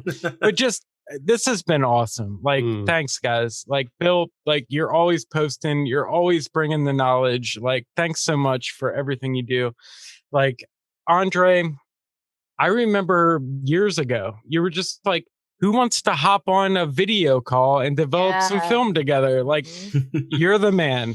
Mike, your voice is built for this shit. Like, he literally sounds like a radio DJ. When I think of like film photography podcast, I don't think about us. Fuck that. Who are we? I hear this guy. It's just like Mike is. I mean, he's like, they got these awesome interests. They got Roxanne. They got Andre fucking falling asleep and shit. Like, they are quality content. Quality content. I appreciate it, but the secret of my success is just bourbon and tobacco. That's where pipes come from. I didn't want to let the secret go, but you nailed it. But Bill, like, you are the hardest working man in show business. Like, you were always trying to get some shit going. You get Joe, you get third man records. Like, you're just like an all around hard working ass man, and I fucking love it. I love this community. Wow, I'm really drunk. I've never seen him like. I've never seen him like this before. Do not judge me right now. I'm trying to point at her right now. I don't know what's happening, guys.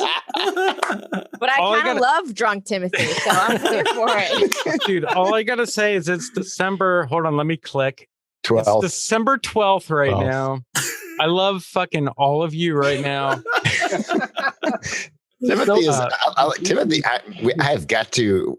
You're not in Tennessee anymore, is that right? No, I'm in Pennsylvania. Oh damn! Because you were close to me because I already feel like I need to drink with you because you are. We got this, Mike. You and I will figure it out because we're both. I love you, man. Drunks. Yeah. Well, on that note, Bill, wait. One more thing. Go ahead. All I gotta say is like, we all love this shit. Yeah. Let's just do it for the next year. Let's love each other. This isn't digital Nikon Canon versus bullshit. Let's love each other. We're not Frono's photo. Like, we love each other. Like, if I got a roll in my bag and you don't have film, I got you. Like, it's not that bad. Like, it's really not that bad. Just so you know. All right. Anyway, wait. After this, we should all just start a collective where all of us are together all the time. Oh, I would now, be Bill, so down for finish it off. Go ahead. Okay, so I did invite Frono's photo on the show, and there's a story for that. So I would like to know that. I'll for after the show. So. But now it is Chris Bartolucci's time. So your closing remarks. Headliner of this, right? Yeah. That I have to take my podcast husband home and put him in bed. I got this. I'm like 5 steps away from falling asleep. It's all good. No, I just want to say, like I said earlier, Bill, thank you for putting this all together. We all, at least for me, community is most important. Sometimes we get in our heads, whether it's they're here, I'm not there yet. This person had this guest on, this and that. But when it comes down to, we've all had a blast, and we get energized after every podcast that we have, and this Every time. especially has been heartwarming. And I just want to say thank you for bringing us all together, and I think we need to do more of that in 2021. Yes. I already have okay, we're gonna have Mike on, we're gonna have Bill on, Andre's got to come back because now he's with Cinestill. Okay, so it's just now that I've got the new gig. I see how it is. No, I mean, listen, You've had this gig, man. Yeah, exactly. I love you. Stop it. You don't want me on. I busted classic classic. Wow, classic Clamora. Classic camera revival. No, not classic camera. Shit, classic lenses podcast. I wrecked. Man, I'm drunk too. Classic lenses podcast. I wrecked their episode apparently. So Jeremy North was not happy with me. So just saying. But, oh dear. Bring it on. Boy, thanks, Mike. You're like a virus now. Jeremy North is going to come on to my show. The whole air of 404 is going to come up on my screen. Well, guys, this has been an amazing episode. A very special thank you to Classic Camera Revival, Analog Tog, and of course, not last but least. Okay. Last but not least. Andre's still awake. We made it. Yeah, we made it. Negative Positives podcast. Guys, this has been an amazing conversation. I am certainly very much energized for 2021. We have learned so much from the successes from 2020. I know we are comparing 2020 to a dumpster fire that needs to be pissed out. And and I think, you see what I did there, Alex? Anyway, but I think it's very easy to latch on to the things that were just horrible for this year. But I think that we're able to get through it by looking at the positives that we've had. So a very special thank you to you guys. Honestly, this show would not have happened. This episode would not have happened if you guys said yes. So, I mean, seriously, I know you guys are saying thank you to me, but no, I'm saying thank you to all of you for taking time out of your days for this. So again, Bill, it's a pandemic. We don't got shit to do, man. Nothing else going on. Fair enough. All right, guys. Well, that wraps it up for this episode. This wraps it up for the end of the year for Studio C41. The show will not stop. We will continue on. Please check out each one of these podcasts. They are amazing people. They have amazing stories to tell. And I consider every single one of these good friends. And I very much look forward to speaking with them and having more conversations going forward. All right, guys. Well, that wraps it up for this episode. Until the next one, shoot some film. And cool film photos, dang it. There you go. Hey.